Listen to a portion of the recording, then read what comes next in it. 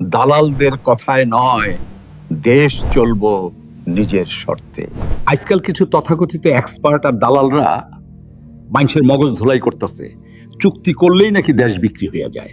যখনই দেশ নিজের পায়ে দাঁড়ানোর লাগিয়া দুনিয়ার কোনো দেশের লোকে চুক্তি করে, তখনই একদল লোক পপুলিস্ট প্রপাগান্ডা ছড়ায়। আমি জিগাই, ভারত যখন আমেরিকার লগে বেকা আর লেমোয়া চুক্তি করে, তখন কি ইন্ডিয়া বিক্রি হইয়া গেছিল? তুরস্ক ন্যাটোর সদস্য হইয়াও রাশিয়ার থেকে অস্ত্র কিনে, পাকিস্তান মিয়ানমারও পরাশক্তির লগে চুক্তি কইরা টিকে আছে। তাইলে বাংলাদেশের বেলায় এত চুলকানি কেন? দুনিয়ার 70টা দেশ এই কাম করে, আর আমাগো দেশ যখন মাথা উঁচা কইরা জাতীয় স্বার্থে কোনো চুক্তি করতে যায়, অমনি তোমরা চিল্লাও দেশ শেষ।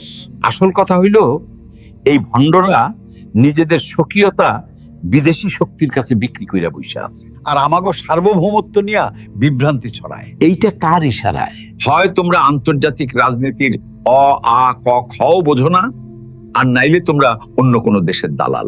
নিজেরা তো বিদেশের দালালি কইরা বিক্রি হইয়াই আছো, এখন দেশের উন্নতি আটকাইতে চাও। খবরদার, বাংলাদেশের প্রথম নীতি বোঝো, দাদাগিরি আর ভণ্ডামি বাদ দিয়া স্বাধীন দেশের স্বাধীন পররাষ্ট্রনীতি কেমন হয় সেইটা মাইনা নিতে শেখো।